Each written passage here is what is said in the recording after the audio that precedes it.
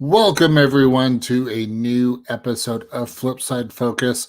I'm your host, the Random Dude, Josh, and with me, as always, from across the giant pond, the machine himself, Mr. Johnny Hughes. Johnny, how are you? I'm very well. Joshua, it has been a while, my friend.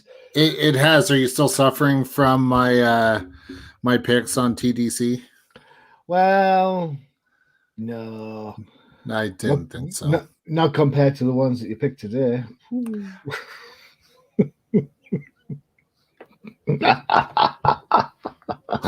Oh, man. Well, we've got an exciting show, got some awesome books to talk about, awesome Kickstarters. But first, before we get into that, if you haven't been following us for a while, first of all, what rock are you living under? Come on.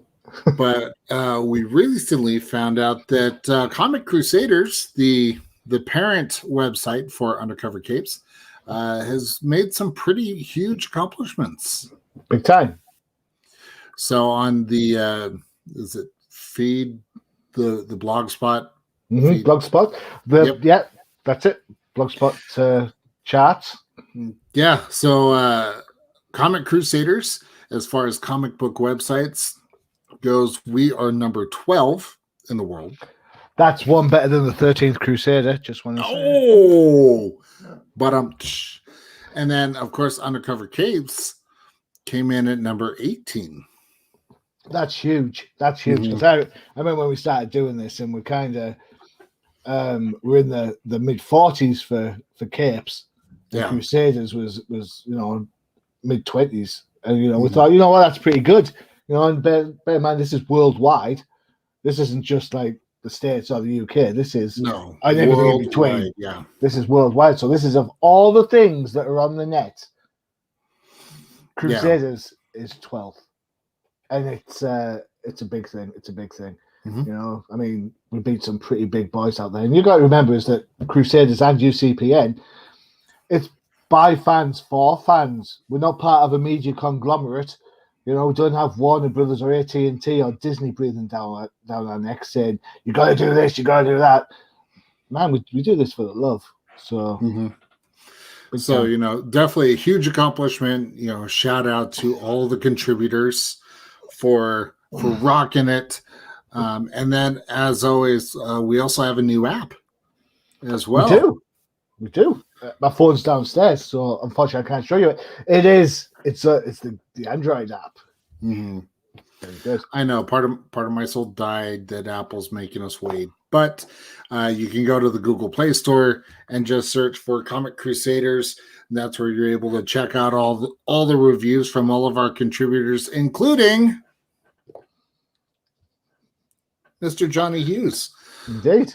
So go download that. As I said, it's currently available for Android. iOS is coming. Mm-hmm. And when you do, if you love it, make sure to give it a good old 5-star review. Leave a review on there. It just helps the algorithm. And if you can do that with all the podcasts, it helps with the algorithm. So all the things. So pretty exciting stuff, I would say. I agree wholeheartedly. That app, new content comes, bing, you get a notification. So, you'll be sick of me because, I am the machine after all. Well, today is an exciting day. We've got some new books to talk about. And, of course, we're going to go with the coin unfortunately, I don't actually have the Pokemon coin. It is with my Magic the Gathering stuff. So yeah, we'll just have to deal with the good old fashioned quarter. So Johnny, I'll let you call heads or tails. Oh, I always want tails.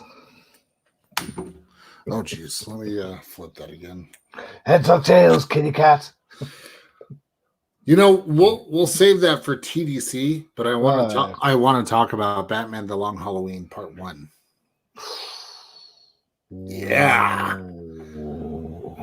Yes. Which, since we're both on the show, you may want to tune in for that next episode because we got a pretty big surprise. We have. Artists beware. That's all I'm saying. You better get your perspectives and your shadows incorrect. there's going to be some ass kicking coming. That's all I'm saying. Yep. Well, okay. So you called tails, and it is heads. Don't. Don't. I never get any heads. It sounds like a personal problem. Yeah, that's definitely a me problem.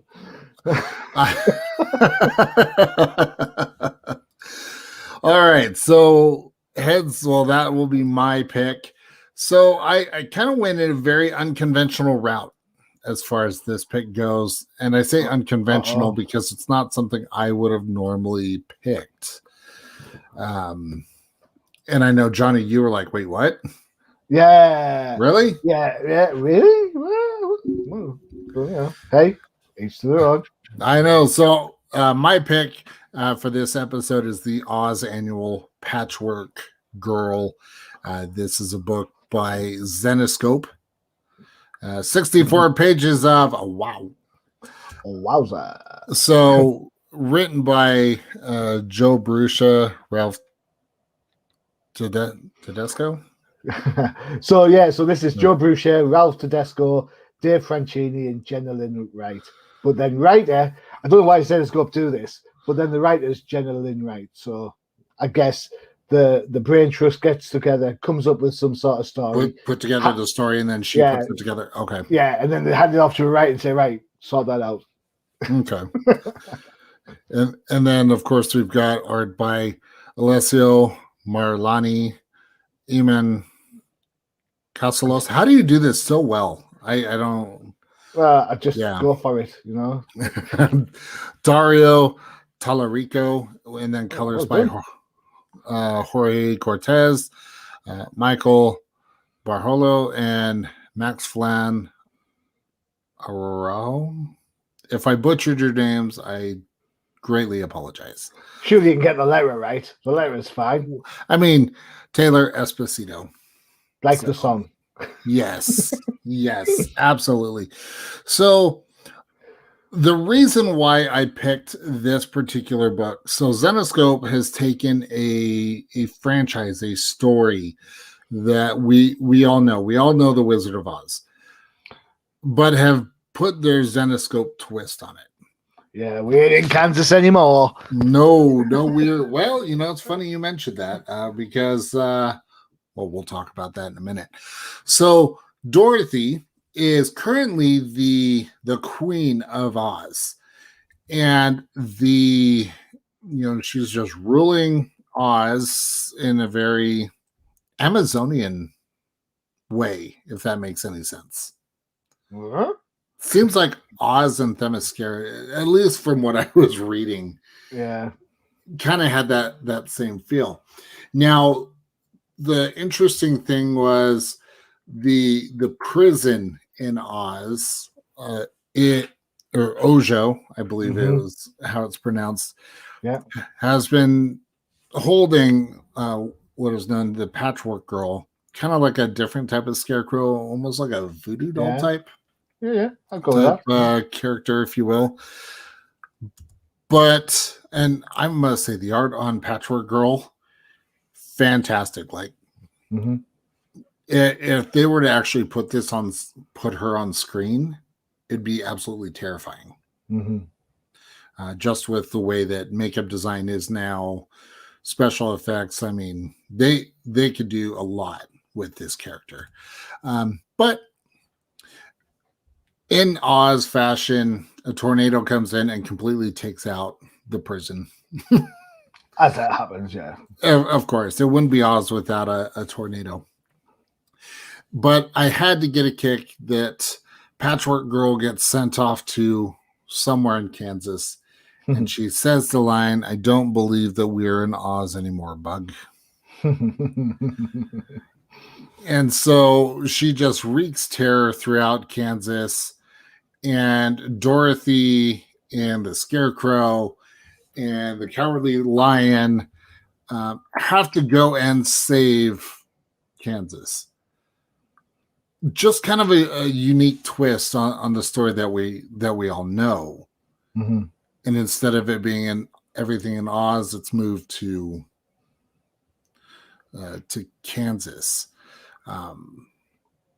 Yeah, definitely a very different twist. And to be honest, I enjoyed it. Not for the over sexualized, aspect. It was the actual story.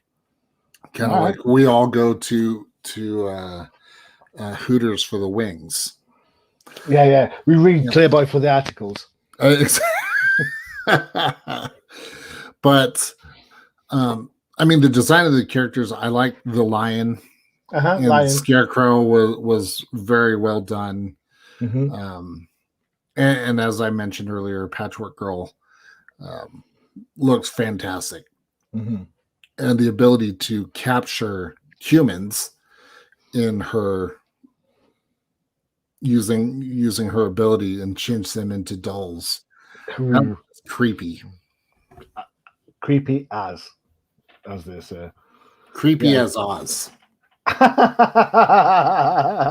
It gives a whole new meaning to the word going down under, doesn't it? Oh, Dodgy, if you don't laugh at that, we may have to cancel your show. So, and by the way, shout out to the one and only Garrett Gunn. Thanks for tuning in, Garrett. Glad you could make it. I hope Garrett knocks off some dude points for you picking this book. That's all I'm saying. I don't know. I do have a Warcorns tattoo on my leg, so. Oh, you think that gives you? I do believe that would give me some immunity. Really, Garrett, get in touch. Does it save you losing dude points for picking this book? Let us know, please. What were your thoughts on Oz? The colors are nice. In a good way or in the Freya way? In a good way. One of the things I absolutely love about Zenescope books is, regardless of whether you've got sexual or over-sexualized content in the book, the production values are par excellence. There is nothing shady about the quality of the product in any shape, way, or form. Does the interior art meet the same standard as the cover art? If you're buying it because you want to see a girl in a little blue skirt and thigh highs, well, yeah, she does appear, but not like she does on the cover. So if that's the reason you're buying this book, you might be a little bit disappointed. But that said, Zenescope have been doing this for a while. They are great at taking the existing fairy tale, whether that be Oz, whether that be Hansel and Gretel, whether it be Beauty and the Beast, whatever it is, Robin Hood, yeah, is a great example. And giving it like a bit of a twist, a little bit of play there. Does that mean that the characters are generally sexy? Yeah, it does. Lots of people love Robin Hood. They love the fact who she is. They've had some good writers on there. Chuck Dixon's been on there. He's also been on the Van Helsing book. So you're getting creators who are putting the effort in. These 64 specials, and this isn't the first of these annuals.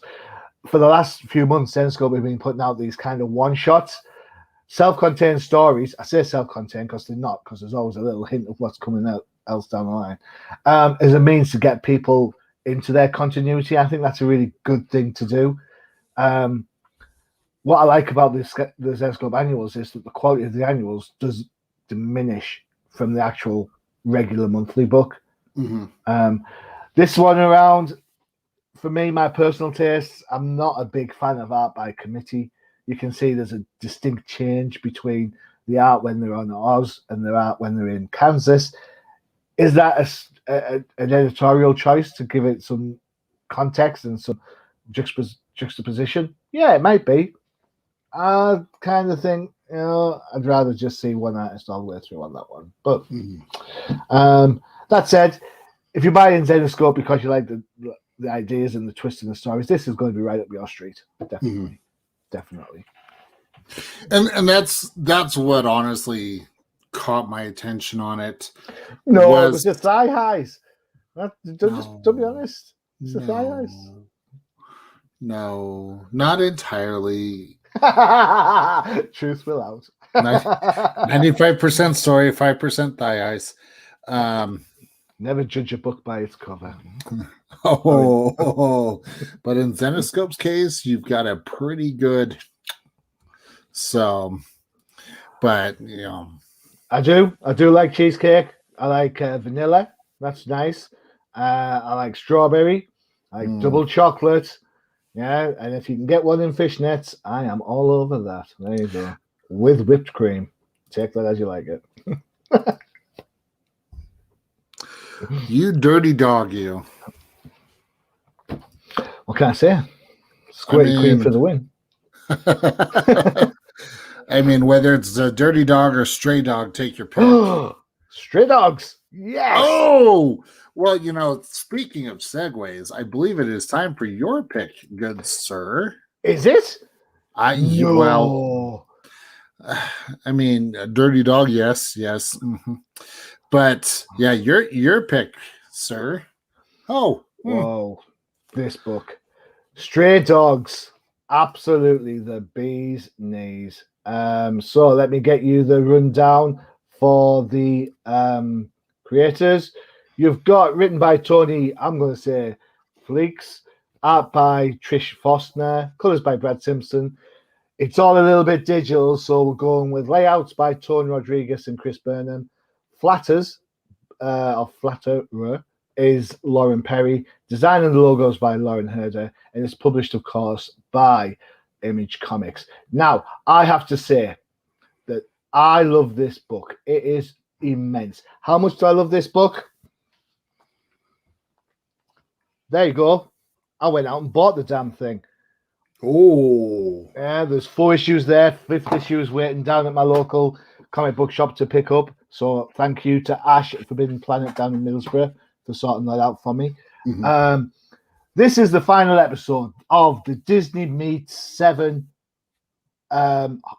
cute stroke horror story that sees Sophie and Rusty and the gang finally get out from their home-based dog pound. I don't really want to spoil a lot of this book because I think, you know what, the emotional impact that this book has is great. I looked at this book through Crusaders on Sunday, and I'm not gonna lie. I was looking through this book. I had tears. I had laughter. I had smiles. This whole book is just fantastic. Mm-hmm. Essentially, Earl makes a startling discovery. And he is then challenging the master of the house. He's turned from heel to good guy in true wrestler style. And his heroic actions are absolutely saving Sophie and the gang. So there is loss. There is pain. I don't want to talk about it. Yeah. As Al said, I've been so impressed with this book that I actually reached out to Tony Fleeks, and he's agreed to be on OTP. That's the original Outside the Panels, which we'll be recording next week. That show, I will make sure it goes live pretty much straight away because, this book's great. And I think it deserves all the credit. When you think that Forstner and Fleeks come from a My Little Pony style type of story, and then they come and drop this 7 horror type thing on your laps, man. This for me, if I have a vote, will be the best miniseries of this year, bar none. There you go. Hold on. I am so glad I'm sitting down for that, because that's, considering the amount of books that you read and review for Comic Crusaders, that's huge. Honestly, I looked at it. I got on this late. I reviewed issue 2 for Crusaders, and I'd read it. I reviewed it thinking, it's just a cute dog book, And I just read it. It's anything but that. Hell yeah! This is the second time that we've talked about stray dogs on this show.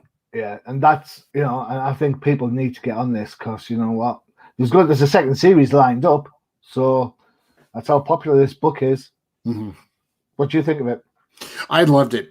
Absolutely loved it. I thought what a great way to end the story. Mm-hmm. At no point throughout all these issues was I bored with it. That's a good shout. They had us hooked from issue 1, mm-hmm. and just each story, I didn't feel like there was a filler. Mm-hmm. The story progressed. The pacing was right on. Mm-hmm. The artwork was fantastic. So I wholeheartedly agree that this should be a top contender for top series of the year.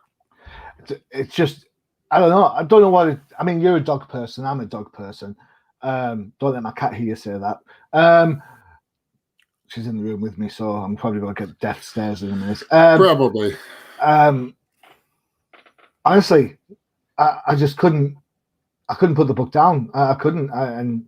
And the window scene, mm-hmm. then the gun scene. It was just, Yeah.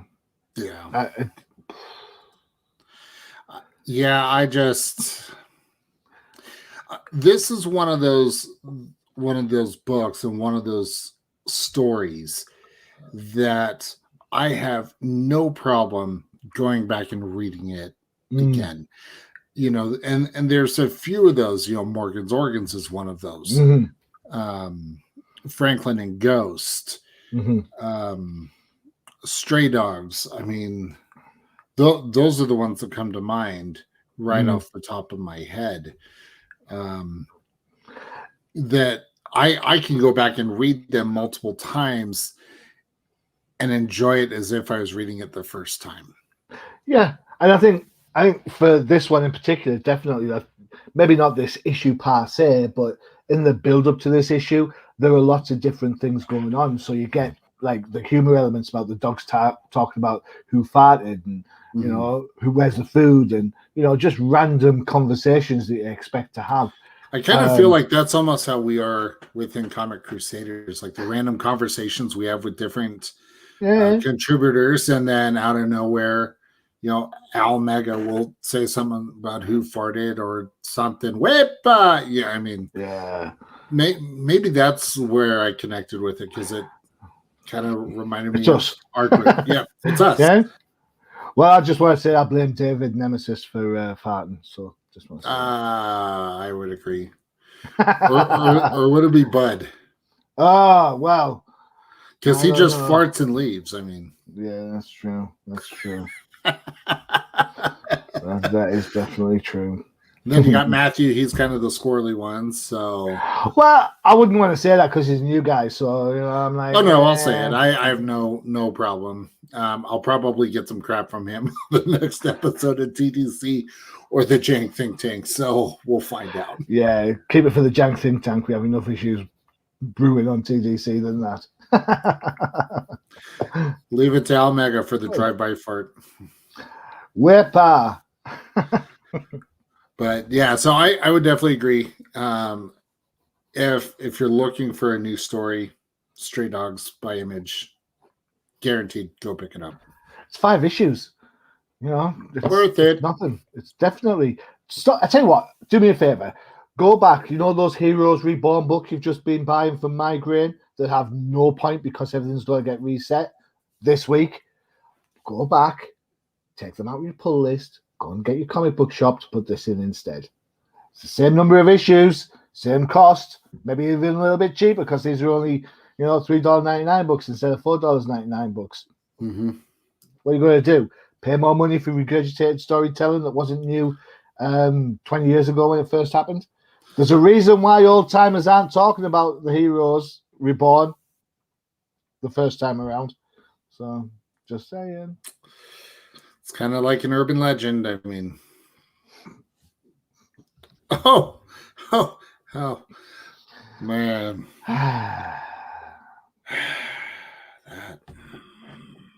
Anyway, so two books down. I think we gotta take a quick little break here. Get ready for some Kickstarter, but we've got a little something that's coming up very, very soon. So here we go.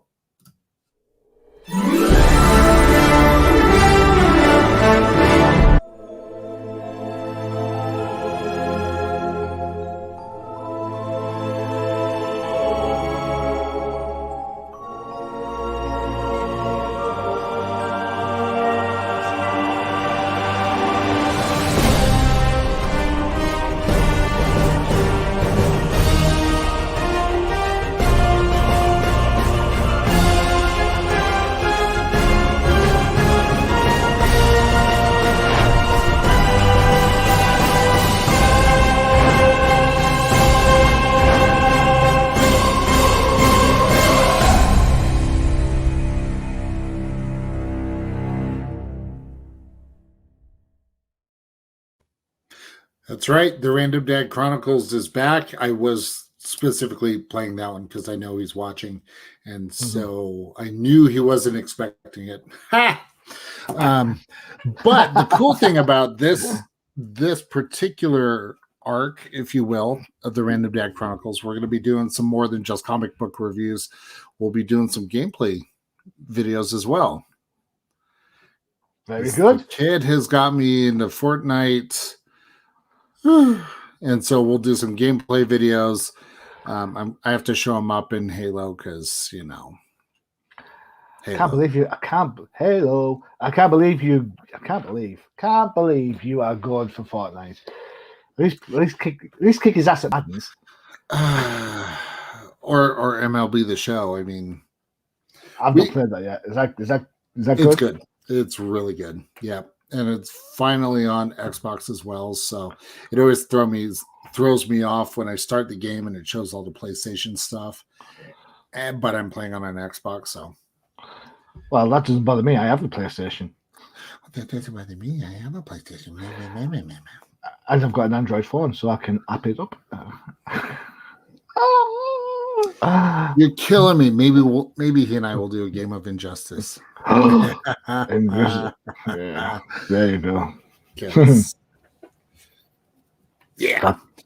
But how about we kickstart this next segment? Yep. Go for it.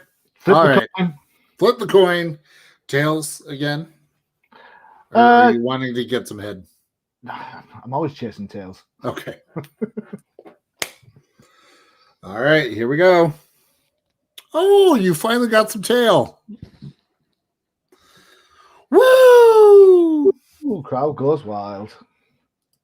All right, that's me. Whoa. All right, okay. So, whilst you're on your sabbatical, I was able to speak to the lovely people from what's the name of the company? I keep forgetting. The Brink Literacy Project, and Dina Harland, who helped me out talking about the literary tarot. And the idea here is it's literary characters teamed up with tarot cards. There's a little video there, so you can feel safe to play the video. Okay, well, let me do this because I did not include that feature. Do you want me to do that? I got it. I just got to make sure I share the audio because StreamYard is fantastic like this. So let's go ahead and bring that up. Oh, and they're from Denver. They are. That is fantastic. I like them already. All right, here we go. 1, 2, 3. The Literary Tarot unlocks the secrets of classic literature by pairing each card in the arcana with beloved literary characters. From Alice Adventures in Wonderland to the Monkey King's enchanted transformations in The Magician. Each card is thoughtfully paired with a classic story that embodies the themes of the major and minor arcanas. For Margaret Atwood, pairing the compassionate fire of Jane Eyre with the Queen of Light. To Roxane Gay, using the King of Parchment to pull back the curtain covering the portrait of Dorian Gray. Some of the biggest names in storytelling have joined forces, generously donating their time and literary prowess to support Brink's non-profit mission to use storytelling to change the world. So get ready, dear friends, to crack open the spine of your past, present, and future, all for a great cause, the Literary Tarot. Pretty much what she said. So people who are involved in this include, let's find some. Vita Ayala, who's done fantastic indie work and has just recently started writing for DC. You've got the Marks. You've got Mark Miller and Mark Wade on there. Kieran Gillen, who's a friend of the show's, he was on our last convention. Kelly Sue DeConnick is on there. Loads of indie writers and artists. Let me just see. G. Willow Wilson is in there. So all of these people have then donated their time. It is for a good cause. It is there to help improve literacy. Where are we? Right, okay, so here it goes. The target goal was £57,324, which works out at $80,000. They are currently pledged with 5 days to go at $578,210.77. Only $500,000. Yeah, there you go. And that money that they make on the side, so once they've paid the cost of getting it out there, all that money gets funneled back into good causes. All right. This isn't one of those kind of, there's the bit to the good cause and let's keep the rest. This is all going to the good causes that they have. Check out OTP, the Outside the Panel show, for more information about what the Literary Tarot and what Brink do from the charity type of work that they do. I've got to say, man, how good were these? Where is it? They have a book called Friction. Okay. And this is what they sent me, man. Look at the quality of this. Look at the quality of this book. You know, and if you you can see there's art and it's prose in there. You know, and there's some really big writers on here, as well as like indie people trying to make a name for themselves. It's really good. Danny Headland is the young lady who is in charge of Brink. She's the person who puts this all together. She's the person who shot that video. Honestly, they're great. They've got fulfillment centers. It's funny, they say fulfillment centers. What they mean is they've got a closet in somebody's bedroom or a garage across the world. All right. So these, whilst they are in Denver, Colorado, these came from Bristol down south in the UK from a fulfillment center. So check. I mean, just the quality is it's just gorgeous. These books, absolutely. So go check them out. To make sure I'm catching all of this. So you have the tarot cards, correct? That have the different characters, and then you use the guidebook to essentially create a story based on how the cards go.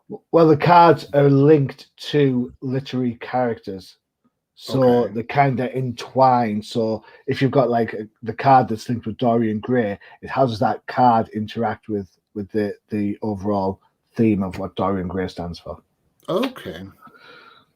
And then it can act as a standard like tarot deck. So if you get like, I'm sorry, I'm not a tarot expert. I was going to say I'm not.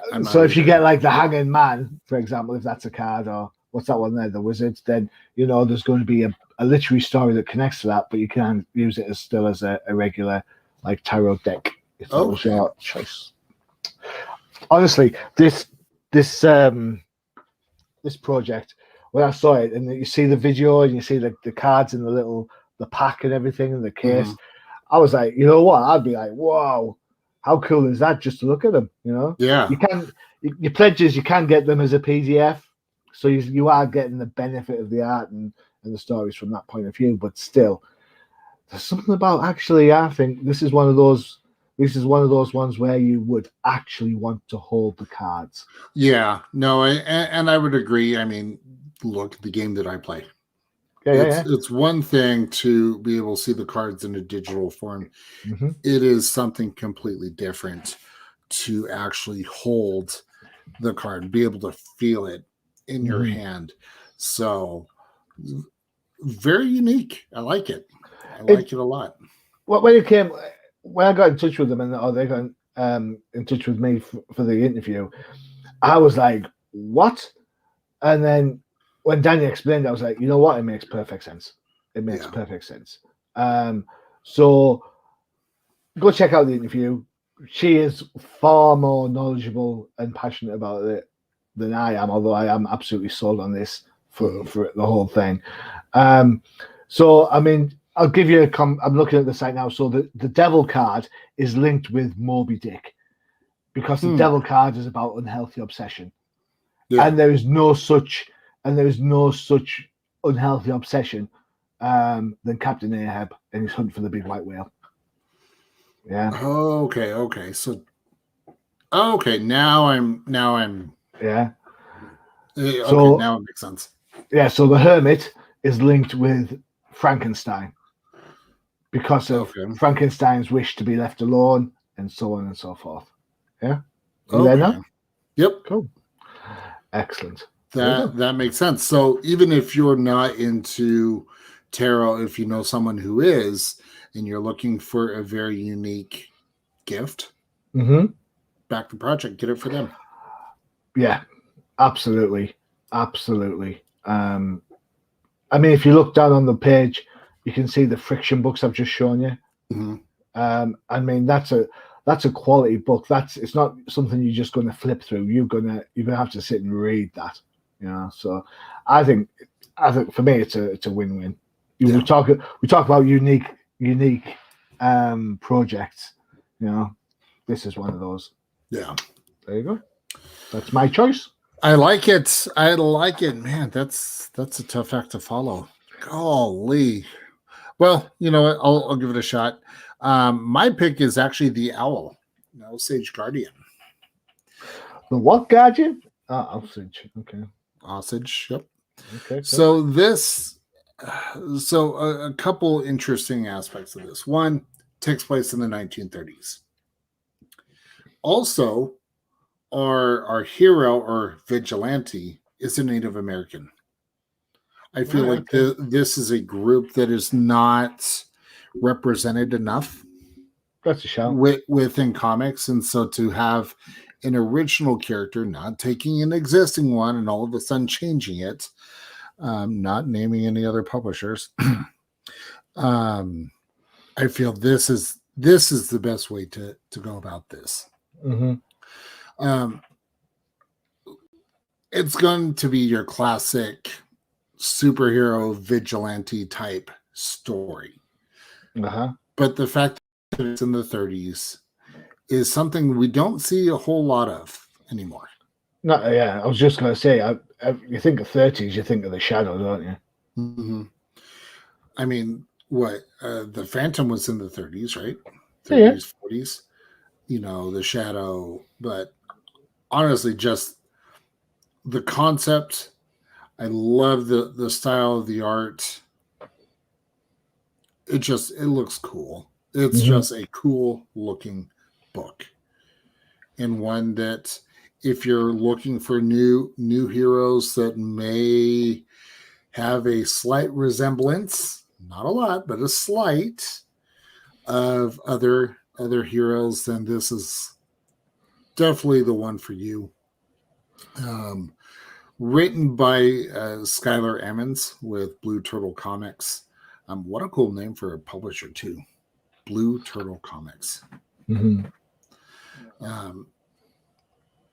But it's the story about the Black Moon family, again, who become very similar to another hero, which we won't name here, becomes victim of crime. No. And it just inspires, that form of justice, if you will. And that's where we get the owl. This art definitely provides that feel of the 30s, of what the time was like back then. You're not going to get over the top like cities and stuff like that. You look back at the 30s and it was very plain. Now, I'm not saying that the art is plain, but I feel it captures that time frame appropriately. I love the art. I think the art's absolutely tip top. I think it's one of those, the art absolutely captures the vibe that they're going for, and that's, you can't compare, I don't think, stuff like mainstream superheroes, even if you want to go back as far and use the Shadow as your aperitif, as it were, and compare. This is completely different. This is a different vibe that they're going for, and it works. Definitely. The Shadow is not shady. Ha!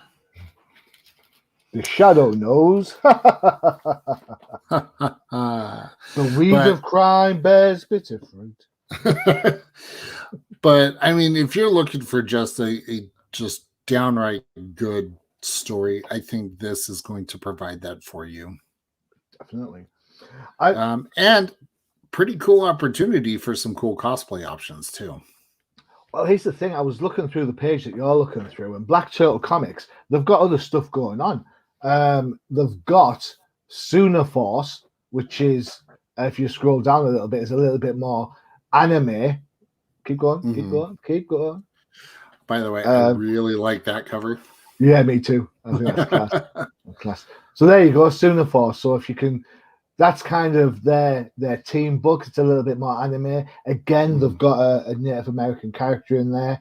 So they're going for diversity that's original rather than forced, which is a huge kind of plus point for me. I love diverse characters. I think the class. I think the world needs diverse characters. Mm-hmm. What the world doesn't need is diverse characters pigeonholed onto other characters. Just make the characters more interesting to start with. I know this is an indie show, so we can't really say it, but I have heard not one person talk to me about the next Batman. I mean, we talked about it for just a little bit. I know. What I mean is like really. I mean, other readers. I mean, my friends aren't talking about it. Yeah. People aren't. It's not getting, even on the press. It's not getting a lot of press from anywhere. I can't remember the last time I saw a review for the book. So so I think whilst the idea of what they were trying to do is probably the right idea in trying to create a new African American superhero, people like Bruce Wayne. Yeah. So. Yeah. But hey ho. That's a different. I like the owl. I like the owl. I like that reward 5 for the $16. Mm-hmm. I would get that. That cover is gorge. I love that. Definitely. Oh yeah.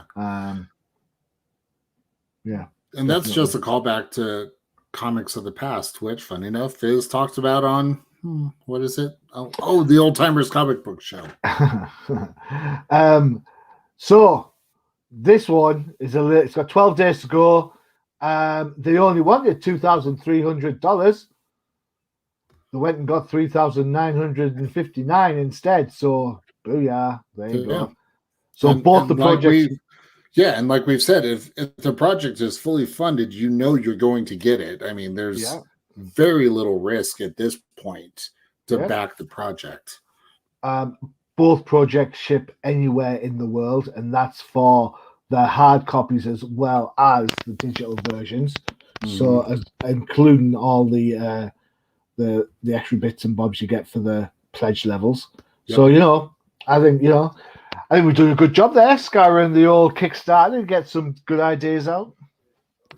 You know, I thought it'd be fun to shy away from, you know, my pick from, you know, Zenoscope, because, you know, it's Zenoscope and Dorothy was. Yeah. Hello, this. Not wrong. Not wrong. All she needed was some fishnets, and you would have been sold. Hey, that's why I read Van Helsing. So yeah. Okay, fair enough. Fair enough. Well, we hope you guys enjoyed this. If there's any books or projects that you want us to take a look at, let us know, because we're always interested to hear about, you know, new books that are up and coming, new projects, things like that. Let us know. Reach out to us on Facebook or on Twitter. I think Twitter is the one we're most active on. Yeah. And that goes for a small press. This isn't. Don't think you have to be part of Dark Horse or Image or Valiant or whomever. If you're a small press company, we want to hear from you, because you know what? That's what this show's for. Yeah, we want to make sure you get shout outs. And don't worry. Sorry, that's my Northeast accent. Don't worry if you think, "Whoa, man, we can't compete with the big boys." Dudes and dudettes, if you're putting out a small press book, you already think you can compete with the big boys. So get us your books. We'll give it some airtime. We'll go from there. Yeah. Love it. Love it. Love it. Well, that's going to be it for this episode of Flipside Focus. As always, check out all of our other shows on the Undercover Capes Podcast Network, including... Well, you've got the Old Timers Comic Book Show, where the hosts aren't old, but the comics most certainly are. Absolutely. And of course, if you like your DC and Marvel books, we've got the Definitive Crusade for all things DC, and then the No Prize Podcast for all things Marvel. And then if you like TV and movies, I mean, we've got, oh my gosh, we've got Sloppy Spoilers. It's been a long day, folks. Long day. We've also got the show that Al and Dodgy are doing, the Weapon Nothing Show. Yes. Yeah. That show's just, that's fun. And you've got the International Crusaders that go live every Sunday. So yep. And then if you're into Magic the Gathering, check out the Jank Think Tank with Matthew Osborne and myself. Cool. Our most recent episode just went live yesterday, and we actually took the deck tech that he did and we put it to the test. I'm not going to tell you how it went. There's that jargon talk. A what? What? Took a what? Did what? You hit it with a Hydra spanner. You use a sonic screwdriver. What are you on about? What are you on about? You and your hoop stuff. And then, of course, as always, check out comiccrusaders.com for all the epic reviews by a very fantastic team. Make sure to download the Comic Crusaders app so that way you can have it right in the palm of your hand. Yes, indeed. So that's going to be it for this episode. Johnny, enjoy your week. Josh, enjoy your week also. I will. It's about time to go. Yep, definitely go take a nap. So we thank you guys for joining us, and we will catch you guys on the flip side. Adios. Visit undercovercapes.com for the latest and greatest podcasts via the Undercover Capes Podcast Network. Also visit our parent company website, comiccrusaders.com, all about comic pop culture.